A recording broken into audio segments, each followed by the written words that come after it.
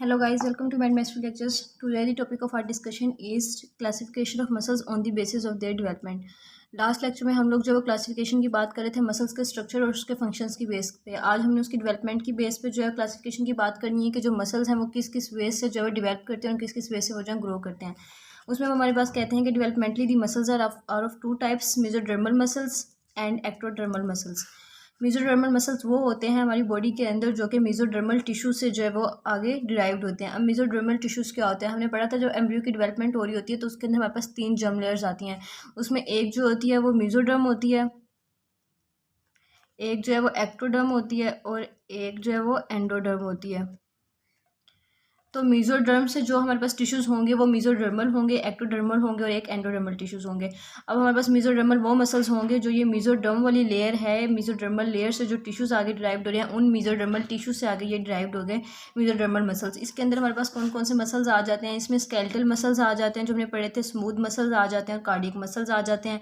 ये ऑलमोस्ट कहते हैं तीनों मसल्स जो स्केलेटल, स्मूथ और कार्डियक है वो इसी वे से जो है वो ओरिजिनेट कर रहे होते हैं। इसके अलावा अगर एक्टोडर्मल मसल्स की बात करेंगे, इसमें कौन से मसल्स आते हैं जो एक्टोडर्मल टिश्यू से जो आगे ड्राइव करते हैं। पहले इसकी जो है डेफिनेशन देख लेते हैं। उसमें कहते हैं कि जो एम्ब्रियोनिक डेवलपमेंट के अंदर जो एक्टोडर्म वाली लेयर आती है जहाँ से एक्टोडर्मल टिश्यूज आगे बनते हैं, उस एक्टोडर्मल लेयर और एक्टोडर्मल टिश्यू से हमारे पास जो है एक्टोडर्मल मसल्स बनते हैं। अब इसके एग्जाम्पल में हमारे पास कुछ स्पेसिफिक मसल्स आ जाते हैं। उसमें हमारे पास कहते हैं कि ऑलमोस्ट ऑल स्केलेटल, स्मूथ और जो कार्डियक मसल्स हैं वो इस वजह से जो है वो डेवलप्ड होंगे। लेकिन हमारे पास इसमें कुछ स्पेसिफिक मसल्स हैं। उसमें हमारी जो आई का आइरिस वाला पार्ट होता है उसके अंदर कुछ स्मूथ मसल्स प्रेजेंट होते हैं, वो जो है वो एक्टोडर्मल लेयर से आगे ड्राइव होते हैं। इसके अलावा जो हमने स्किन के रेक्टिकुलाई मसल्स पढ़े थे ये हमारे पास जो एक्टोडर्मल मसल्स होते हैं। इसके अलावा जो हमारे पास बॉडी के सर्टेन ग्लैंड्स के ऊपर हमारे पास उसके साथ एसोसिएट करके एपिथेलियल सेल्स के साथ कुछ मसल्स प्रेजेंट होते हैं जिसके अंदर हमारे पास स्वेट ग्लैंड्स वगैरह आ जाते हैं। तो ये हमारे पास जो 3 जो एक्सेप्शंस हैं ये एक्टोडर्मल मसल्स में आएंगी जो बेसिकली पूछ ली जाती हैं एमसीक्यूज में। उसके अलावा जो हमारे पास जितने भी स्केलेटल, स्मूथ, कार्डियक मसल्स होंगे वो हमारे पास जो वो मेसोडर्मल मसल्स के अंदर आएंगे। ये हमने डेवलपमेंट की बेस पे देख लिया। अब जो हम लोगों ने देखनी है उसकी फाइलोजेनेटिक हिस्ट्री की बेस पे क्लासिफिकेशन। फाइलोजेनेटिक हिस्ट्री कहते हैं उसकी एवोल्यूशनरी हिस्ट्री की बेस पे। ठीक हो गया। अब इसमें हमारे पास कहते हैं कि जो मोस्ट मसल्स हैं वो मोस्ट अप्रोप्रिएटली क्लासिफाइड होते हैं फाइलोजेनेटिक हिस्ट्री की बेस पे वर्टेब्रेट्स के अंदर। वर्टेब्रेट्स का भी हमने पहले ही पढ़ा था कि जितने भी वर्टेब्रेट्स उनके अंदर बैकबोन्स प्रेजेंट होंगी, एनिमल्स, प्लांट्स, प्लांट्स, एनिमल्स और ह्यूमंस हो गए, रिप्टाइल्स हो गए, बर्ड्स हो गए। तो इनके अंदर जो कहते हैं मसल्स जो हैं वो फाइलोजेनेटिक हिस्ट्री की बेस पे सबसे ज़्यादा अच्छे वे में जो वो डिस्क्राइब किए हुए होते हैं। उसके अंदर हमारे पास देख लेते हैं कि कौन कौन से मसल्स आते हैं। उसमें जो है वो हमारे पास स्मूथ मसल्स आते हैं और विज़रल मसल्स आते हैं। नेक्स्ट हमारे पास इनकी दोबारा से क्लासिफिकेशन दी गई है कि स्मूथ मसल्स क्या होते हैं। अगर हम स्मूथ मसल्स की कैरेक्टरिस्टिक फीचर्स की बात करें तो उसमें कहते हैं कि they are universally situated, means ये ऑलवेज जो है वो सिचुएटेड होंगे, इनके अंदर light and dark bands present होंगे। लाइट एंड डार्क बैंड्स हमने पढ़ा था कि ये क्यों होते हैं, वहाँ पे एक्टिन मायोसिन फिलामेंट्स की प्रेजेंस की वजह से। और वो किसकी कैरेक्टरिस्टिक थी, वो हमारे पास स्केलेटल मसल की भी कैरेक्टरिस्टिक थी और इसके अलावा कार्डियक मसल की भी कैरेक्टरिस्टिक थी। तो ये हमारे पास जो सोमैटिक मसल्स हैं ये स्ट्रेटेड होंगे। इसके अलावा ये डेवलप करेंगे मायोटोम से। मायोटोम्स क्या होता है, मायोटोम हम जो नेक्स्ट आगे फर्दर एनाटमी में 2 टर्म्स पढ़ेंगे, एक मायोटोम एक डर्माटोम। उसमें जो मायोटोम हम कहते हैं कि हमारे पास एक ग्रुप ऑफ मसल होता है प्रेजेंट बॉडी के अंदर, उसको एक सिंगल नर्व सप्लाई जो है वो सप्लाई कर रही होगी उसके साथ।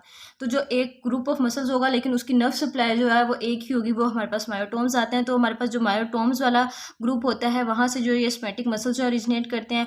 इसके अलावा ये हमारे पास कंट्रोल करता है इनको सोमैटिक नर्वस सिस्टम, जो हमने पढ़ा था कि जितनी वोलेंट्री मूवमेंट्स जो हमारी होंगी सोमैटिक नर्वस सिस्टम के अंडर कंट्रोल में होंगी। तो इट मीन्स कि इसके अंदर ये प्रॉपर्टी आ गई एक स्केलेटल मसल की, सोमैटिक नर्वस सिस्टम वाली भी और स्ट्रेटेड वाली भी। और इसकी एग्जाम्पल में हमारे पास आगे स्केलेटल मसल्स ही आ जाते हैं बेसिकली। तो अब हमारे पास नेक्स्ट इसका फीचर ये है कि ये इनके अंदर ये कैरेक्टरिस्टिक होती है कि ऑर्गेनिज्म का जो अंदर वाला इन्वायरमेंट है उसको अडॉप्ट करना एक्सटर्नल इन्वायरमेंट के साथ, मीन्स उसका होम्योस्टेसिस वगैरह और उसका जितने भी जो कंडीशंस मेंटेन करना।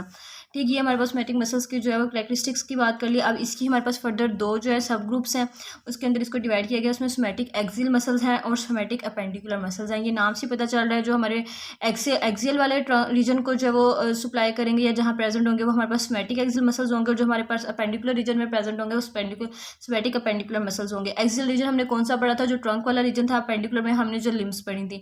इसमें कहते हैं कि they are limited to the central और axial skeleton of the body, जो बॉडी का मेन जो रीजन होता है ट्रंक वाला, जो ये वाला रीजन होता है। जैसे ये बॉडी है इसके अंदर जो ये लेग्स वाला रीजन हो गया। तो जो ये ऊपर वाला रीजन होता है ये हमारे पास एक्सियल वाला रीजन होता है। तो जो एक्सियल स्केलेटन या सेंट्रल रीजन तक जो लिमिटेड होंगे वो स्मैटिक एक्सियल मसल्स होंगे, उसमें हमारे पास ट्रंक मसल्स आ जाते हैं, आई बॉल के मसल्स आ जाते हैं।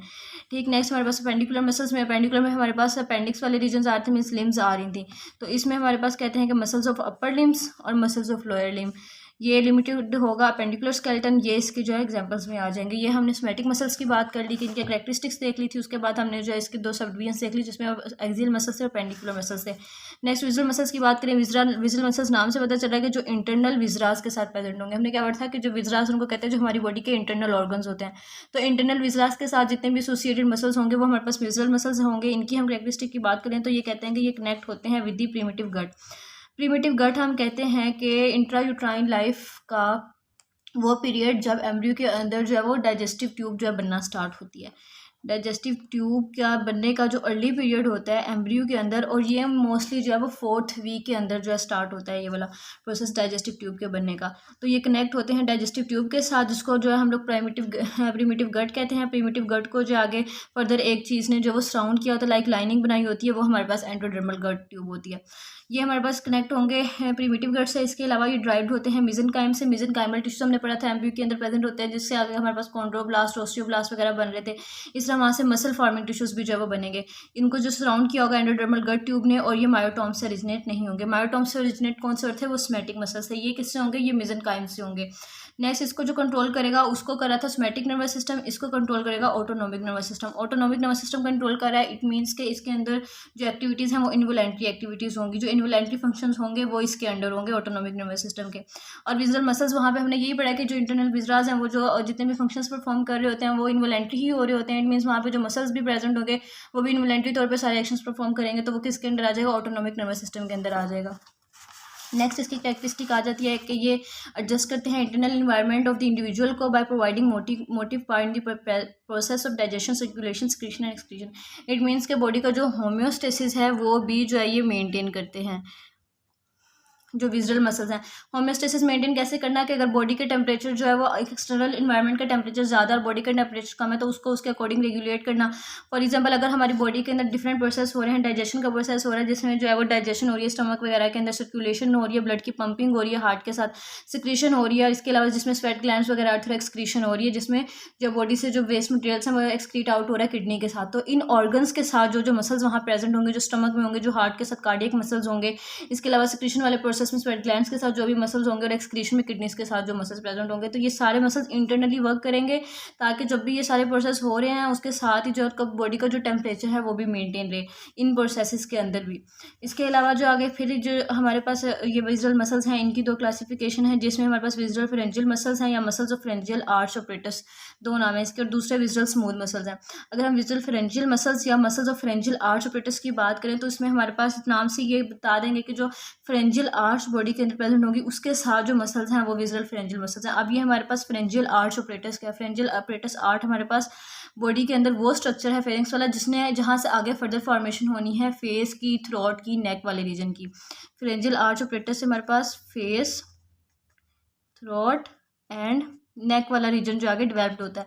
तो इस फेरेंजियल आर्च ऑपरेटस के साथ हमारे पास जो से मसल्स वगैरह प्रेजेंट होंगे और इनके साथ जो स्ट्रक्चर्स के साथ जो मसल प्रेजेंट होंगे वो जो है हमारे पास ये विजुअल फेरेंजियल मसल्स में आ जाता है। जैसे हमारे पास इसी फेरेंजियल आर्च से आगे मिडिल एयर की जो है वो फॉर्मेशन हो रही होती है, इसके साथ जो मसल्स आएंगे वो भी इसी में आ जाएंगे। इसके अलावा इसकी एक कैरेक्टरिस्टिक है, ये स्ट्रेटेड होते हैं अपीयरेंस के अंदर, मीन्स इसके अंदर भी light and dark bands present होते हैं।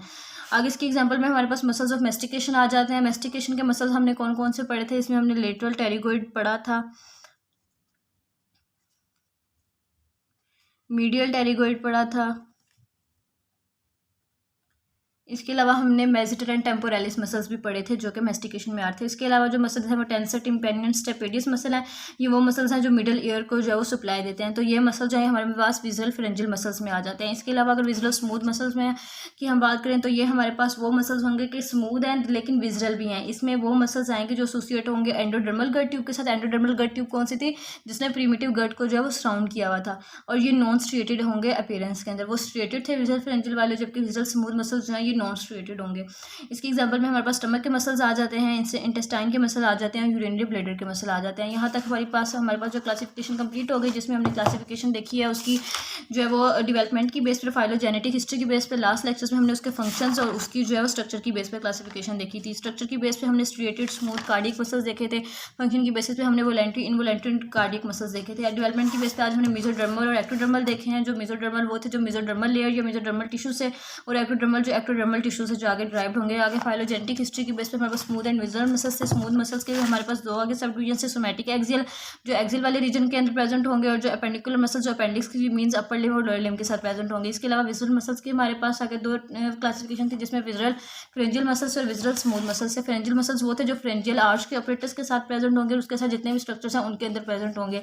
और विजुअल स्मूथ मसल्स वो हैं जिन्होंने एंडोडर्मल गट ट्यूब के साथ एसोसिएट होना है, उन्हें नॉन स्ट्रिएटेड होंगे। इसमें हमारे stomach, intestine and urinary bladder के मसल्स आते हैं। इसके बाद जो हम लोग ओवरऑल जो मसल्स के फंक्शंस की बात कर लेते हैं।